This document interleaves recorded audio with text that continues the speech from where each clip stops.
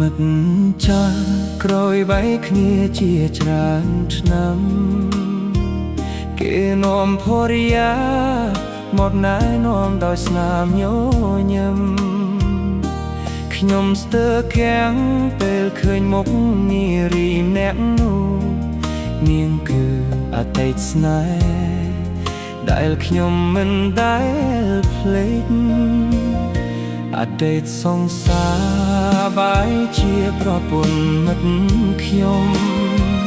បេះដូងចង់យំតែត្រូវញញឹមលាក់ការឈឺចាប់ពាក្យថាស្រឡាញ់ត្រូវលាក់ទុកក្នុងអតីតកាលមិនអាចជ្រំខានសុភមង្គលអ្នកទាំងពីរ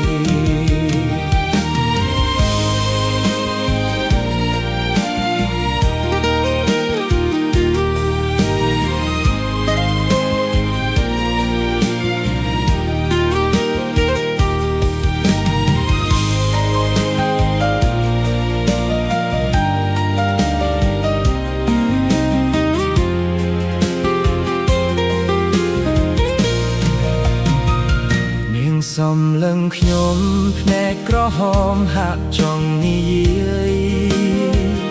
តែពាក្យទាំងឡាយគ្មានសិទ្ធនឹងបញ្ចេញខ្ញុំគ្រាន់តែជូនពរឲ្យនាងមានក្តីសុខទោះតែដងខ្ញុំកំពុងបែកជាបំណែកមិត្តភាពសំខាន់ជាងអារម្មណ៍របស់ខ្ញុំអតីតកាលគួរទុកឲ្យនៅជាអតីតបើស្នេហាពិតគឺការជូនពរមួយដែលយើងស្រឡាញ់ខ្ញុំនឹងដើរចេញ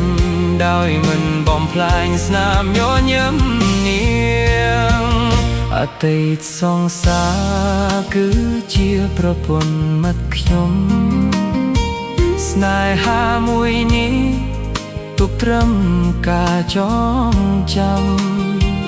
តួបេះដូងយំ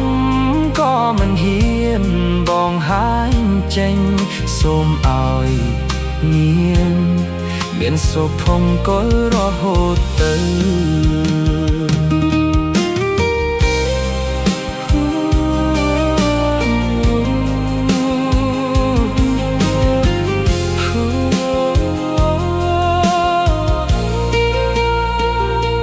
គ្នាពេលក្រោយ